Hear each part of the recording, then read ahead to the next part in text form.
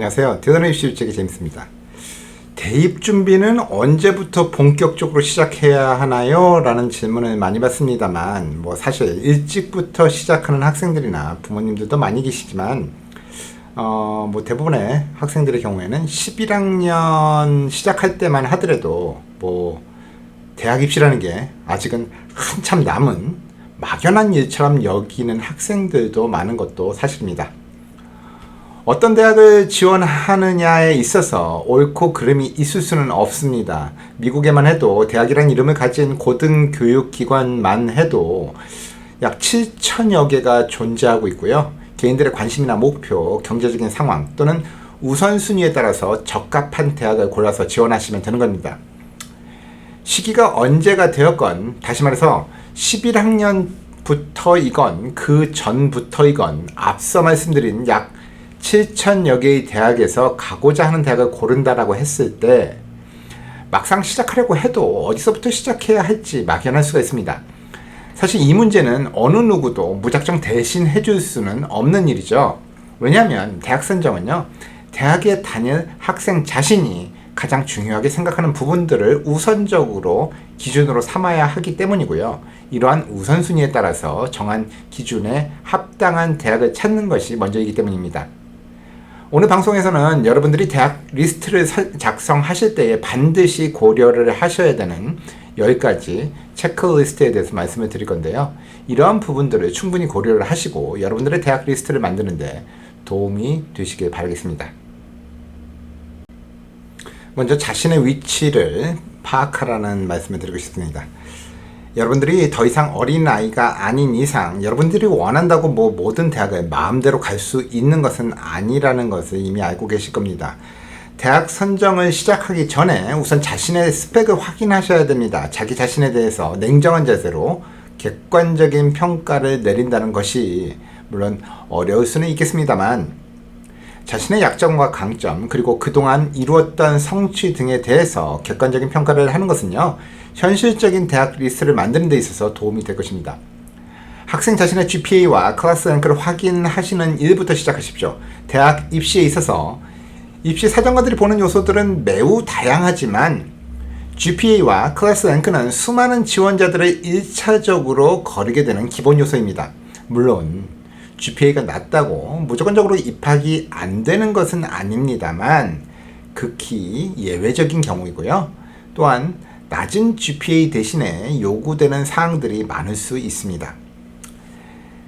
GPA 이외에 다른 테스트 점수들도 고려하셔야 됩니다. SAT나 ICT 등의 시험 점수를 반드시 제출하지는 않아도 되는 학교들이 많지만요. 그럼에도 불구하고 아직까지는 이러한 점수들을 제출하는 학생들이 더 많고요.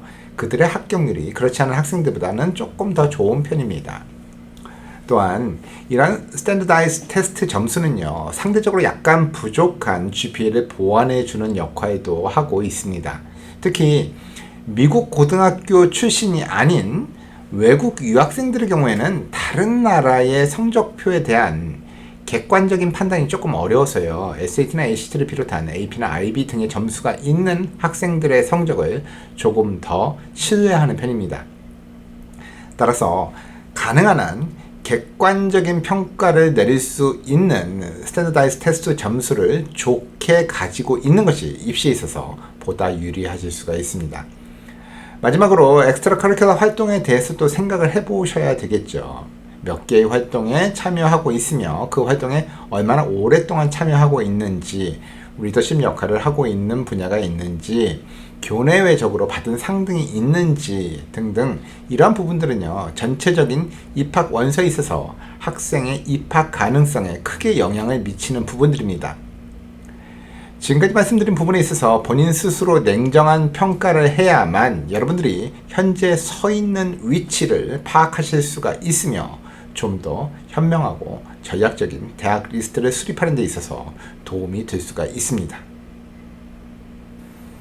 학교가 어디 있는가 하는 그 지역에 대한 문제는 굉장히 중요할 수 있는 문제이면서도 또 별로 신경을 안 쓰는 부분이 바로 학교의 위치인데요.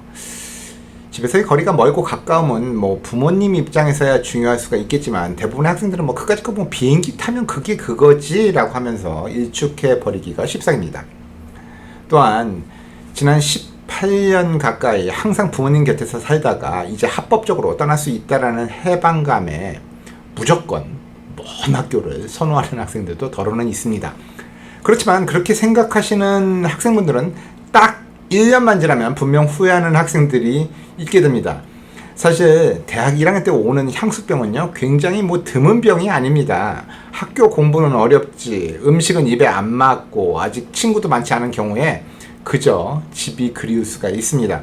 엄마한테 딱 저녁 한 끼 얻어먹고 잠자면 툭툭 털어버릴 일도 멀어서 못 갈 경우에는요 더 힘들게 느껴질 수 있는 것도 사실입니다. 또한 전혀 경험하지 못한 환경의 변화에 대해서도 생각을 해보셔야 됩니다. 거의 사계절 맑은 날씨에 남캘리포니아 샌디에고 살던 아이가 동북부의 시라큐스나 NYU를 간다고 하면요 실제로 경험해보지 못한 기후와 날씨에 대해서 상상보다는 좀 더 현실적인 경험이 필요할 수가 있습니다. 뭐 인근에 뭐 친척이나 친지가 살고 계시다면 한번 방문해 보는 것도 좋은 방법이 될 수가 있습니다. 지금 당장의 결론을 내기가 어렵다면 이 문제는 나중에 대학에 합격한 이후에 합격한 대학들을 놓고서 비교해서 다시 생각해 보실 수도 있는 문제이긴 합니다. 이와 더불어서요, 그 지역 안에서도 어떠한 환경을 선호하는지도 생각해 보실 문제입니다. 뭐 대도시 환경이 좋은지 아니면은 교외 외곽 또는 아주 농촌 같은 조용한 시골 환경이 좋은지 등도 아울러 생각해 보셔야 되겠죠. 물론 조금 더 자세하게 들어가면 시골 환경이라도 바닷가 근처인지 산속인지 대도시인지 뭐 그렇다고 해서 뭐 대도시라고 하면 근처에 뭐 한인타운은 형성되어 있는지 등 가능하면 자세한 정보를 얻는 것이 도움이 되실 수가 있습니다. 다음으로는 본인이 하려고 하는 전공이나 관심 있는 분야의 프로그램에 대해서 당연히 알아봐야 되겠죠. 뭐 결국 대학에 가는 목적은 내가 장래에 하고 싶거나 관심 가는 분야의 공부를 하러 가는 것입니다. 따라서 여러분의 필요를 충족시켜 줄 수 있는 프로그램이 있는지 또한 해당 프로그램이 그 대학에서 인기 있는 전공인지를 확인해 보셔야 할 것입니다. 만일 여러분이 하나가 아닌 전혀 다른 두 가지 이상의 전공이나 분야에 관심이 있고 아직 정확히 어느 것을 정하지 불분명하다면요, 관심이 가는 두 가지 이상의 전공 모두 제공하는 대학을 고려해 보시는 것도 하나의 방법입니다. 또한 아예 전공에 대해서 막연할 경우에는 뭐 이전에 영상에서 제가 소개해드렸던 그 전공 정하지 못한 학생들이 고려할 만한 명문대학 10 뭐 학교들과 같은 그런 프로그램을 가지고 있는 대학들을 고려해 보시는 것도 좋은 방법이 되겠습니다. 대학 리스트를 선정 시에 또 고려해 봐야 되는 게 바로 입학 가능성일 텐데요. 일반적으로 대학 리스트는 리치 스쿨 2-3개, 뭐 타겟 스쿨 3개에서 5개, 그리고 세이프티 스쿨 2개에서 3개 정도로 구성이 되어지는데요. 이러한 포트폴리오를 만들기 위해서는 여러분의 지원서가 다른 경쟁 학생들의 지원서와 비교를 해서 어느 정도 위치에 있는지를 파악하셔야 합니다. 컬리지보드의 빅퓨처 같은 사이트는요, 여러분들이 시험 성적이나 GPA 또는 관심 전공 등을 입력만 하시면은 해당 대학을 어느 정도 걸러서 알려주는 사이트이기 때문에요, 참고 삼아서 확인해 보시는 것도 좋은 출발점이 되실 수가 있겠습니다. 일반적으로 합격률이 뭐 15% 이하면 아주 경쟁률이 치열한 대학으로 간주해서 아무리 우수한 성적의 지원자를 하더라도 그 대학은 세이프티나 타겟의 범주를 넣지 않고요, 오로지 리치 스쿨로 간주하는 게 일반적인 방법입니다. 다음으로는 재정 지원의 여부에 대해서도 조금 생각을 해보셔야 되는데요. 아주 일부의 학생들의 경우에는 뭐 재정 지원이 전혀 필요가 없는 경우도 있겠습니다만 대부분의 학생들의 경우에는 가능하다면 많은 재정 지원을 받는 것을 원할 겁니다. 그렇지만 대학에 따라서 재정 지원의 범위와 그 금액은 크게 다른데요. 따라서 재정 지원이 대학 입시에 있어서 얼마나 중요한지 그 중요도에 따라서 학교를 선택하는 기준이 충분히 달라질 수 있고요. 또한 당연히 달라져야 하겠죠. 물론 아무리 재정 지원이 비교적 후한 대학에 지원을 했다 하더라도 지원 학생의 지원서에 따라서 지원 액수는 달라질 수가 있겠지만요. 그럼에도 불구하고 과거 데이터 등을 이용한 가장 많은 재정 지원을 할 수 있는 대학을 고려하는 것은요, 대학 리스트 작성에 있어서 반드시 고려를 하셔야 하는 부분이 되겠습니다. 그 다음으로는 관심 있는 과외 활동 등에 대한 지원 여부인데요. 여러분들이 특별히 관심을 가지고 있거나 지속적으로 활동을 해왔던 것들에 대한 지원이 가능한가의 여부를 알아보시는 것도 좋은 방법입니다. 비록 체육 특기생은 아닐지라도 어떤 특정 스포츠에 참여하고 싶다라든가 오케스트라 단원으로 활동하고 싶다던가 하는 학생의 경우에 그러한 바람이 충족될 수 있는 여건이 되는지에 대한 여부도 확인이 돼야 될 것입니다. 다음으로 고려해봐야 되는 상황은 그 대학 규모인데요. 평균적인 고등학교 규모를 생각해 봤을 때 소규모의 대학들이라고 할지라도 대부분의 신입생들에게 있어서는 크게 느껴지기 마련이죠. 최근 들어서 대규모 대학들에 대한 불만들을 많이 이야기들을 하곤 하는데요. 대규모 인원을 한 강의에다 다 넣고 강의를 하는 교양 과목들이 많다라든가 실질적으로는 교수가 아닌 강사에 의한 수업이 많다라는 불만들은요, 대형 대학들의 주된 불만 사항 중에 하나로 꼽혀왔습니다. 그렇지만 이러한 대형 대학들도요, 실제로 전공 수업에 올라가서는 그 대규모 클래스가 아니라 아주 소규모로 바뀌는 경우가 대부분 많고요.